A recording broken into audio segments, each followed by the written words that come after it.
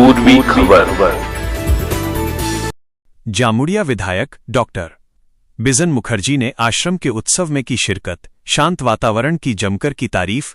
जामुड़िया स्थानीय विधायक डॉक्टर बिजन मुखर्जी ने निंघा रोड स्थित एक पावन आश्रम में आयोजित विशेष उत्सव में मुख्य अतिथि के रूप में शिरकत की। आश्रम के सेवादारों और गुरुदेव बाबा के अनुयायियों के आमंत्रण पर पहुंचे विधायक ने वहां के अत्यंत शांत, दिव्य और आनंदमयी वातावरण की खुलकर सराहना की। मीडिया से बात करते हुए उन्होंने कहा कि मुख्य सड़क के बेहद करीब होने के बावजूद यह परिसर पूरी तरह से कोलाहल मुक्त और पेड़ पौधों की हरियाली से घिरा हुआ है, जो मानसिक शांति के लिए एक आदर्श स्थान है। डॉक्टर मुखर्जी ने आश्रम के लोगों के सरल और सहृदय स्वभाव की प्रशंसा करते हुए खुद को यहां आकर गौरवान्वित महसूस होने की बात कही। उन्होंने आम जनता से भी अपील की कि वे अपने व्यस्त सांसारिक जीवन और तनाव से कुछ समय निकालकर अपने परिवार के साथ इस पावन स्थल पर जरूर आएं और यहां की सकारात्मक ऊर्जा व शांति का अनुभव करें। आज के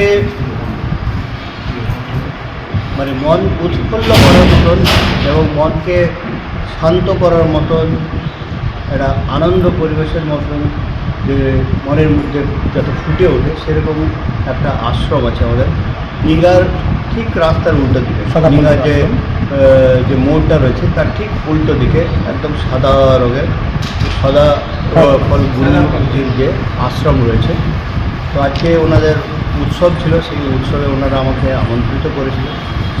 तो आमी तो बोलबो जे आमी भाग्यवान जे एरकम भालो जायगाते आमी एलाम एवं किछुक्षण समय ओनादेर सान्निध्ये काटालाम एवं कि सुंदर परिवेश एवं एत शांत परिवेश मने हय जे सारा सकाल थेके सन्ধ্যা अब्दि आपनारा एखानेई थाकेन। रोडेर खूब काछे किन्तु सामान्यतम किन्तु कोनो आवाज नेই एवं गाछपालाय भरा शांत एवं एखानकार जारा सब आश्रमिकरा रयेछेन एवं जारा आमादेर गुरुदेव बाबार आमादेर सराफर आश्रमे जिनि सेवा करेन ताদের প্রত্যেকের সঙ্গে আলাপ করলাম এবং তারা সত্যি মনের থেকে খুবই ভালো এবং আমি খুবই আনন্দিত এবং গর্বিত এই জায়গায় আসতে পেরে।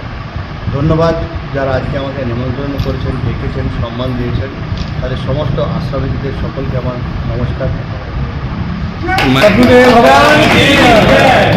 আমি তো বলবো যে আপনারা যারা এই আশ্রমের নাম শোনেননি তাদেরকে বলবো আসুন, সান্নিধ্য লাভ করুন এবং আপনি এক পরম আনন্দ উপভোগ করবেন। এবং যারা আসেন তারা তো দেখতেই পাচ্ছেন, কিন্তু যারা এখনও আসেননি আমি তো বলবো একদম আসুন এবং দেখুন সাংসারিক যে আমরা প্রত্যেক দিনের চিন্তা ভাবনা দৌড়ের রেসের মধ্যে যে থাকি, এখানে এলে কিন্তু আপনি তার থেকে অনেক অনেক অনেক ভালো থাকবেন এবং জীবনের যে আয়ু আমার মনে হয় এখানে অনেক দিন বেড়ে যাবে।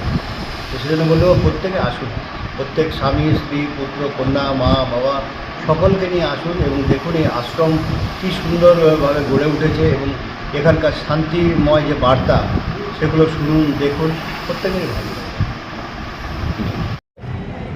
জ্যেষ্ঠ পূর্ণিমা ছিল, সেই জ্যেষ্ঠ পূর্ণিমার উপলক্ষে আমাদের এখানে প্রোগ্রাম করা হয়েছে।